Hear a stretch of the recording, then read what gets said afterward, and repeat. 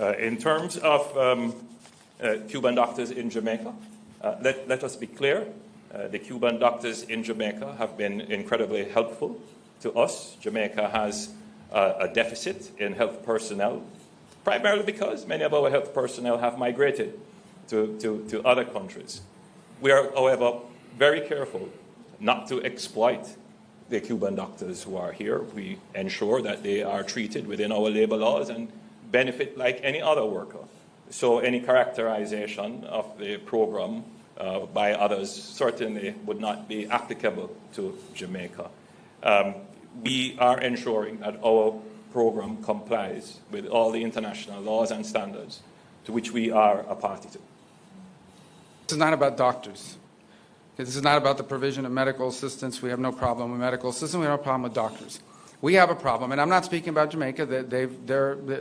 We've discussed this today about following international labor standards and the like, but I'm just talking about this program in general, how it's operated around the world. And how it's operated around the world is that basically the doctors are not paid.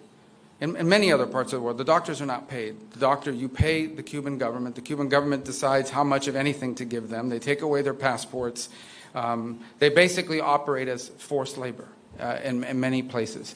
Now, there are places that have better labor standards. Perhaps Jamaica is one of those, and that's fine. But I'm describing generally what the program has been.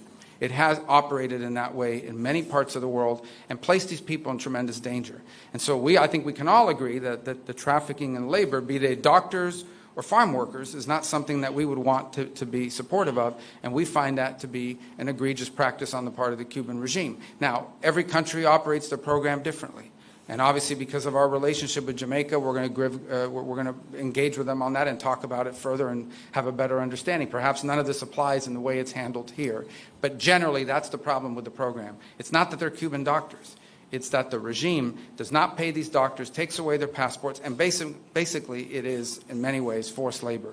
And that we cannot be in support of. Again, not speaking about here in particular, but in general about the program.